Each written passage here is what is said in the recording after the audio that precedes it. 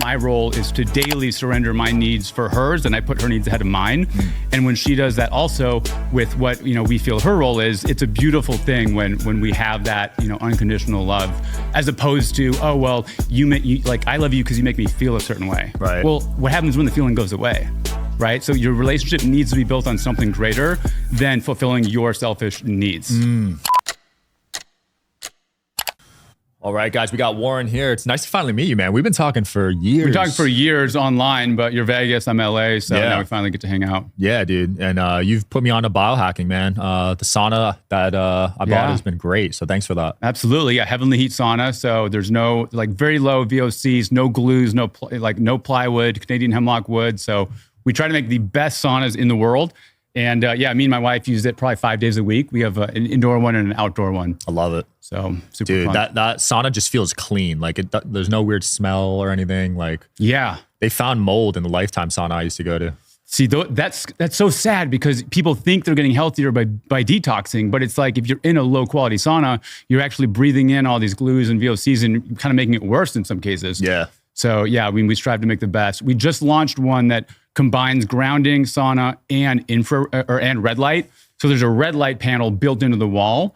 So me and my wife, we have so many health protocols. That's been really nice to stack it. So in half an hour, we can get 3 in 1. I love that. Yeah, you said you have a wellness center in your house now, right? It is crazy. So our home is like a longevity health haven. So we have a hyperbaric oxygen chamber in our master bedroom. We sleep in a Faraday cage. So we sleep in this cage that blocks the EMFs every night. So that's been different. Wow. So even if your phone's next to you, it blocks it? We sleep with the phone on the other side of it, but yeah, it will block it, which is nice. That's nice because a lot of people sleep with their phone right next to their head. That is so scary. You should not do that. I know RFK had that whole thing about EMFs and whatnot, and people thought he was crazy or think he's crazy. But if you look at the science and really start to think for yourself, it's okay, the data actually shows something is not great. Yeah, those hyperbarics are no joke, dude. Yeah, we got a hard shell. So I try to do it about 3 to 5 times a week. And the hyperbaric, we have a PEMF thing that we do. We just sit there and you get charged. So that we try to do every morning. We journal, read the Bible, 20 minutes, sit in that chair. And it just essentially, it's like grounding on steroids. So doing that will help with cellular health, helps us sleep better, helps with recovery. But I married my wife last year, and she's a longevity expert. So I was already healthy, but now it's a whole other world. Yeah. I haven't had Diet Coke in a year. Crazy. And you married your wife within 5 months of meeting her. Yeah, we matched last May. We matched online, and 3 months later in August, I proposed to her. What gave you that conviction so quick? So we both started dating each other in our 30s. So we knew what we were looking for. We're also both Christians. So we were really intentional with, okay, I want someone that shares my faith. We kind of each had our own checklist, not stringent legalistically, but we both knew what we wanted. Yeah. So I flew out to Cleveland after we matched on Raya. Oh, she was all the way in Cleveland. She was in Cleveland and I was in LA. So she co-owns a health clinic out there. Got it. Because I don't know how Raya works. I thought it was location based. It is, but the thing about Raya is it purposely matches you with people all over. So people in LA will match with people in France. And damn. Yeah, it's weird. But you do, and you have 10 days to talk, otherwise it goes away. Okay. So she had messaged me, and then the next day I saw it and replied, and I think that was on day 8 or 9. So thank God that you waited we 8 didn't days. miss. Well, no, I just didn't check it. Oh, okay. Because I was working a lot, she's working a lot, but it was very much matter of fact. She said hi.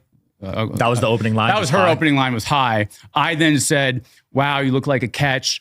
Are you a Christian and do you want kids?" What a response to that. And yeah, it was just very much no games. Okay, I know what I'm looking for. She said, yes, I want a lot of kids and I'm a Christian. And I said, hey, I'm flying to Chicago in 2 weeks. I'll stop in Cleveland. I would love to meet you. And our first date was that weekend. I gave her a kiss. The next date, she was in LA 2 weeks later. And then we just interviewed each other with not in a weird way, but hey, I have all these questions. We'd love to get to know you. Third date, I asked her to be my girlfriend. Fourth date in Austin, I think that was when I proposed. No, that was 6th date. So there were a few more in between. Wow. But impressive, yeah, we both, man. Yeah. Well, it's good to get that stuff out early, I feel like, because why would you be in a relationship for years and then still have those questions in your head? Yeah. And a lot of people, especially in LA, will just date and they do it so selfishly. It's what's in this for me? How do you make me feel? But at the end of the day, real love, in my opinion, if you look, scripturally, It's more so about. Shout out to today's sponsor, Specialized Recruiting Group. When your company has a position to fill, are you really seeing the best candidates? Sure, you get plenty of resumes, but you may be missing an untapped resource. Ideal candidates who are not currently job searching. People who are not actively looking, but who may be open to the right opportunity. It could be the difference between a good hire and a great hire. Specialized Recruiting Group is ready to find the talent you need. Go to srgpros.com, see how our recruitment specialists with a deep understanding of experience and expertise you need can find the right fit for your business. After all, you deserve to see the best candidates possible, both active and passive. Whether you're looking for a contract or a direct hire, Specialized Recruiting Group is ready to find the talent you need. So go to srgpros.com right now to get started. That's srgpros.com. Specialized Recruiting Group, a tailored approach to hiring. About giving your life for someone else. So, I feel like my role is to daily surrender my needs for hers, and I put her needs ahead of mine. And when she does that also with what, we feel her role is, it's a beautiful thing when we have that, unconditional love, as opposed to, oh, well, I love you because you make me feel a certain way. Right. Well, what happens when the feeling goes away? Right? So your relationship needs to be built on something greater than fulfilling your selfish needs. I love that. Have you been in LA for a while? So I grew up in Illinois and I moved to LA in 2010. So I've been in LA for about 14 years now. Wow, you stuck it out through COVID. Hats off to you, man. Thank you. I couldn't stick it. Yeah, you came over here. I right? came here. I couldn't handle it, but is it back to what it used to be, like the peak LA? It's a little better. Gascon is now out, which is great. So I'm hoping that crime will get better, the homelessness will get cleaned up a little bit. But it's not back to what it was pre-COVID, but we're getting there. Because that was the peak. That was the like peak. Every day of the week there was something. The networking was phenomenal. Yeah, like Craig's like Catch. Everyone was going to dinners, like nightlife. But then when COVID hit, it just went crazy downhill. Yeah, I feel like they probably handled it the worst out of every state in the country. Yeah, they were definitely one of the absolute worst. I mean, everyone left. Yeah. So many people in our space they were entrepreneurs in like the digital scene. They would go to Nashville or Austin or Florida was a big one. We're still there. Once we start having kids, who knows where we'll end up. So yeah. We're still praying about that. Nice. So you got, 5 months. That's the quickest I've ever heard. So well done. 5 months was our marriage. 3 months was getting engaged. So, I proposed to her 3 months after we matched on Raya, and it's been history since then. History. So how about you though? Are you dating? So yes, 7 years in. Just got engaged 2 years ago. Congrats. Yeah, thank you. Getting married next year. So I think it'll be 8 years when we get married. Nice. And then I want kids probably a year or two after that. We've discussed that already. Okay. So you guys want like 2 or 4? Or at least two.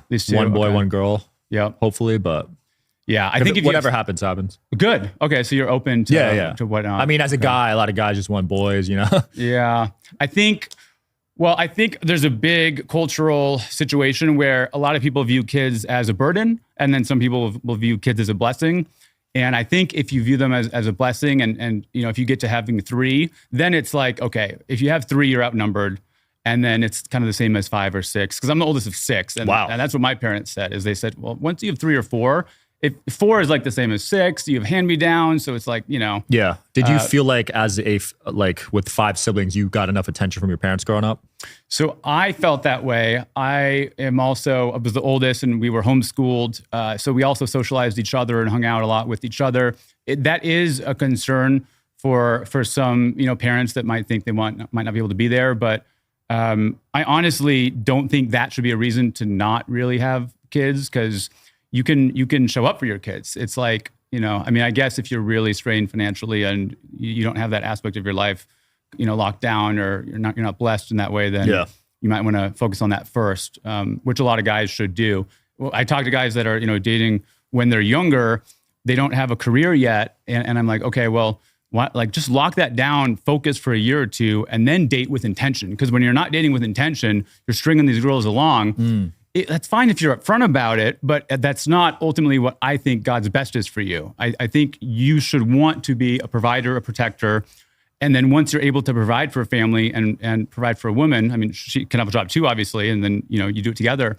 But then you can date with intention, and that's so much healthier and cleaner and exciting than dating, knowing, oh, I'm not going to get married for 10 years. Right. Or, oh, I'm going to date her, but she's not my wife. And okay, well, does she know that? Because if not, you're being a dick. Right. It's a good point. Yeah, the birth rates are at an all-time low, right? It's like 1.8 or something. They are. So at this rate, people are dying quicker than births. So, and do you think that's cultural, or do you think that is more like health related? Like both. I'd say definitely the programming, like promoting like hookup culture and like the single life, hooking up with as many people as possible. But also just the food and the environment for sure play a role, because the autism rates are up, the health conditions are at really bad numbers. So, why do you think we live in a day and age where hookup culture is so rampant?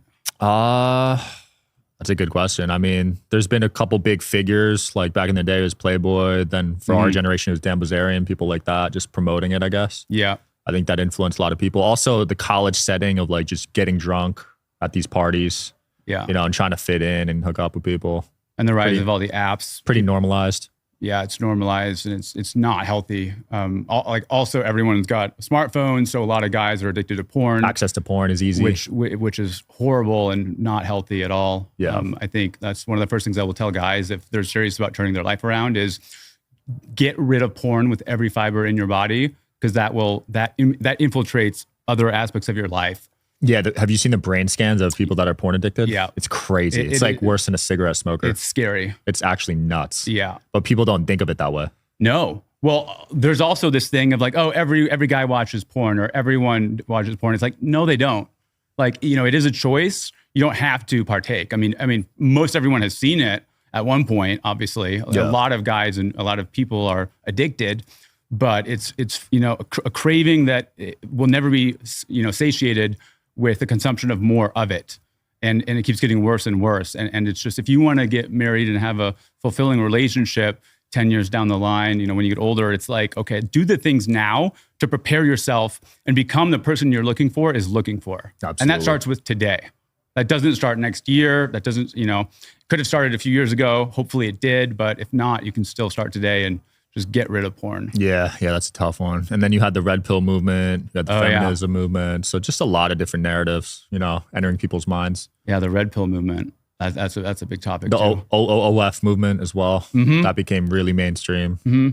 What was that? Was that no FAP or was that OnlyFans? Oh, got it. Yeah, okay. No FAP was probably a good thing, but it was a great thing. I remember that one. People don't talk about that one anymore.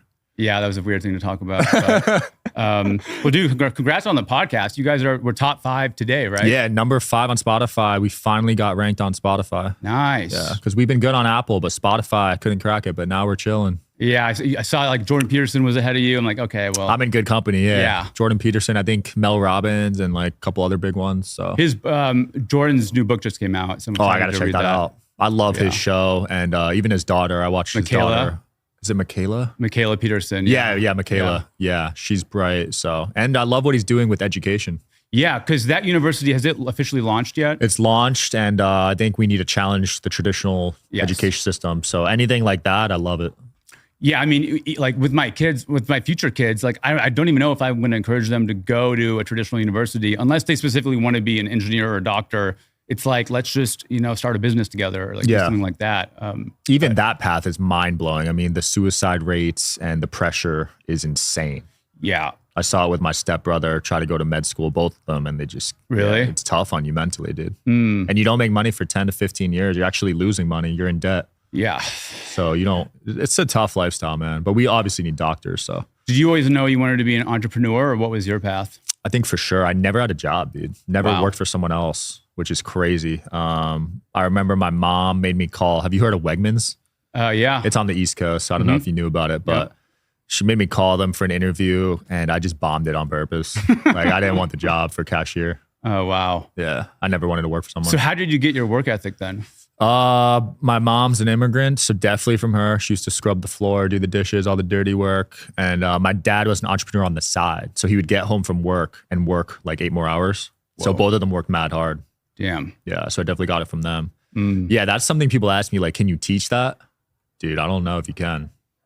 Yeah, I'm thinking about that a lot. Like, because we want to have a lot of kids and it's like, how do you teach grit and strong work ethic? I think it's through observation, because I don't know if you could like physically sit down with someone and like teach them how to work hard. Yeah. Like you could tell them, but are they going to do it?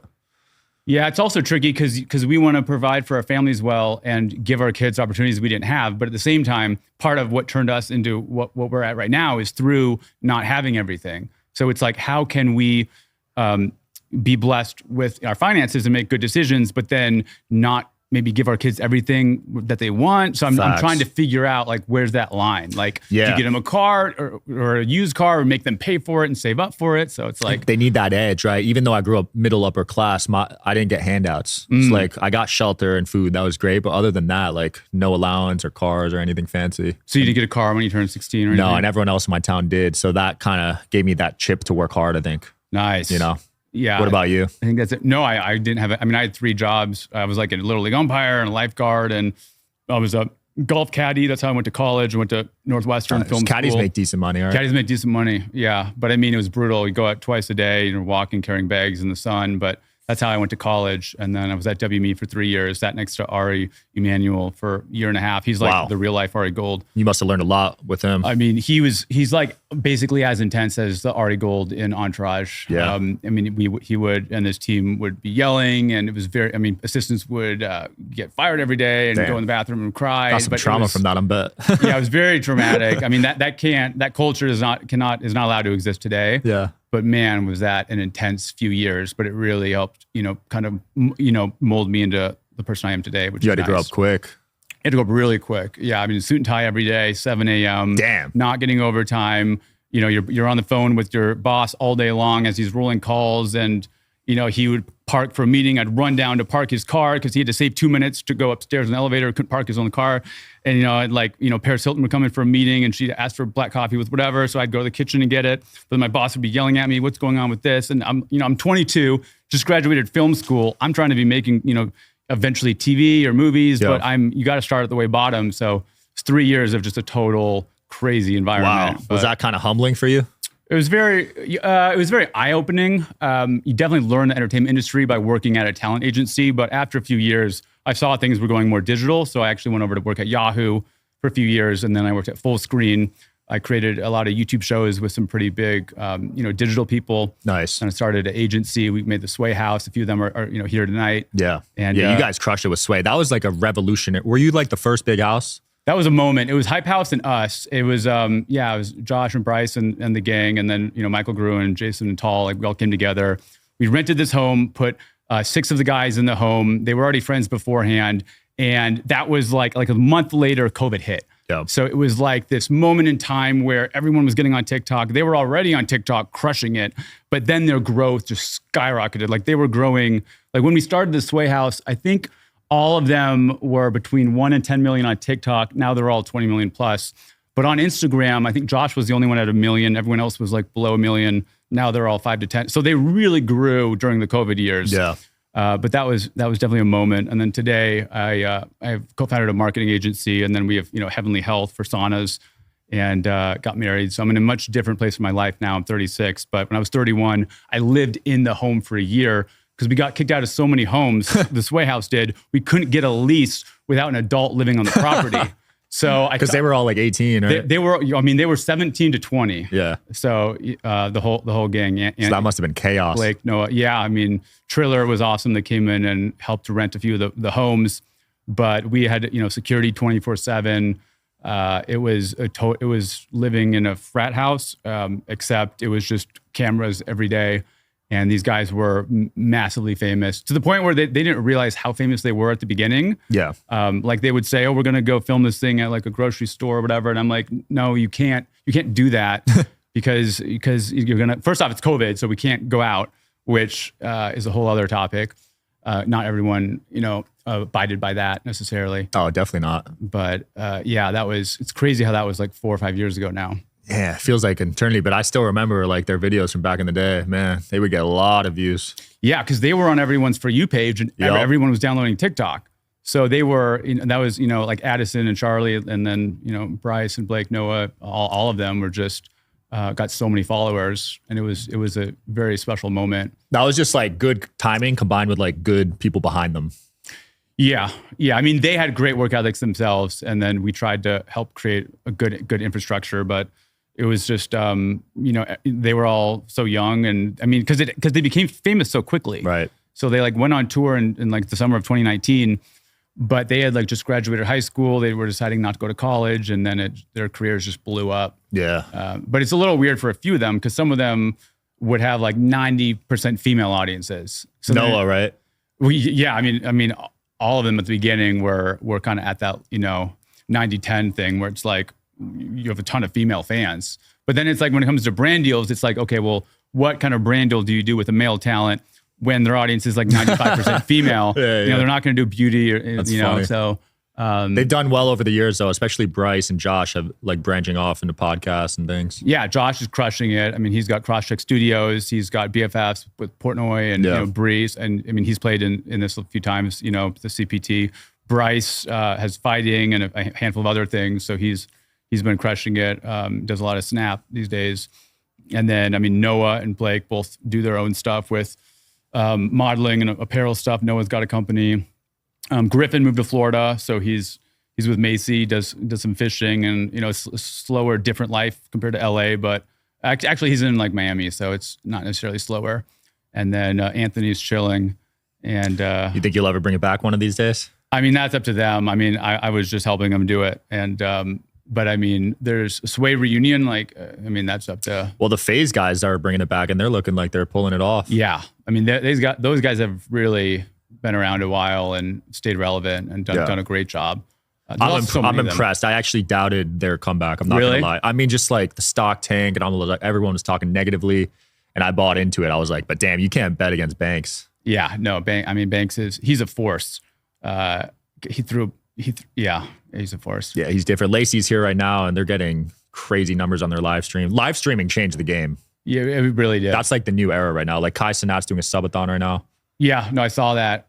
Well, and there's like TikTok Live, which is a whole other world also. That's crushing it. I mean, TikTok pushes it hard, but there's a lot of people that are making good money on TikTok Live. Anytime I go on my TikTok, I see that Harry Sisson kid. He has like 10,000 views. And he just crushes it. Like he's got like 10 to 15,000 live concurrent views, like at all hours of the day. Yeah, all hours. It could be like midnight. Yeah, even so, it'll be cool. It'll be interesting to see post-election if that keeps up, which I think it will. It still has. I've been tuning in. Really? He's been on the show, and he's very well-spoken. Well-spoken, even though we disagree politically. But with the show, I try to have both sides on. Yeah, I disagree with a lot of them politically, but I like that they're engaging in like, for the most part, good faith like debates. I think that's so important. And like this election cycle is crazy because the fact that Harris didn't go on all these podcasts, I mean, she should have, even though I disagree with a lot of her policies, from an outsider perspective, it's like you gotta go on these shows. These days you have to. Like Rogan, like the whole point of campaigning is to get votes. You need male votes. You're telling me you're not gonna go on Rogan? Yeah. Like what? It was just so stupid. That was probably the biggest mistake she made because alternative media played a massive role this election. Yeah, massive. And Trump and Vance knew that early on, or at least their teams did. I think Barron was the one who kept talking to him about it. But the fact that they did those rounds, I mean, Theo Vaughn, like people were making fun of him, but I'm like, dude, Theo's big. Yeah. And it wasn't just them. Everyone on their team. Tulsi was going on shows. RFK was going on shows. Vivek. Like it was a full team effort. And Charlie and his team with what he did in Arizona. Yeah. I mean, he probably won Arizona for them. I think he probably did. Well, plus he got a lot of Gen Z like engaged. Ton of them. In a way that really broke down like logical first principle thinking. Yep. Because there's not a lot of examples of more conservative folks that can help people think. Because it's all clickbaity, but a lot of these topics you got to think for a little bit and talk about it for 5 minutes. And Charlie, you should have him. Has he been on here I'd love to have him on. He was supposed to play here, but he's stuck at Mar-a-Lago. But oh really? One of these days. That's funny. No, he's a force. But so who's going to run in 2028 then? Is it going to be Vance or Tulsi? Yeah, you could actually bet on Polymarket, I think. Already? I think so, yeah. If I had to go now, it's early, but I would say Vance and Tulsi together would be cool. Well, who would be... on the Democrat side? Is Tulsi as the VP for Vance? Tulsi would be VP. Okay, got it. I mean, that'd be amazing. That'd be dope. That'd be sick. I don't know who the Democrats are going to put up next. Well, I saw that survey that was like, as of today, everyone, like, who do you want for 2028? And a lot of the Dems, I think the number one was Harris right now. What? They're still Harris. I would go Michelle over Harris. If Michelle would do it, I mean, if Michelle went instead of Harris, that she might have won. She would do better. She would definitely have done better than Harris. I think Harris so too. was not a great candidate, unfortunately. You think it was her PR team up her ass, or do you think she just is like I think that? It was a combination. I think she's hard to work for. A lot of her team quits. I think she also feels uncomfortable and does not like being disliked, which is a really tough position to be in. Right. But I think that the Rogan thing was tough because I think her team probably knew it would not have played super well, even though Joe would have had a good faith. He would have been neutral. He would have been very neutral. But for her to say you need to come to me, it's like, no, like this is Joe. When has Joe ever You done need that? Joe way more than Joe needs you. Yep. But the thought of Joe doing it somewhere else and a different team having the edit and the footage, like, no. No, it wouldn't be Rogan at that point. It would not. Yeah, you can't do that. He's known for the studio. Well, dude, it's been fun. Where can people keep up with you? Yeah, just on Instagram, I'm at Warren Lentz, and my wife's at Kayla Barnes. We're a longevity couple. We're going to live to 150. I love it. So we're in our 30s now, going to live to 150, and we love life. On Twitter, on X as well, Warren Lentz. And dude, it's fun to be here. Absolutely. So, you and Brian Johnson should do a bet on who lives longer. Yeah.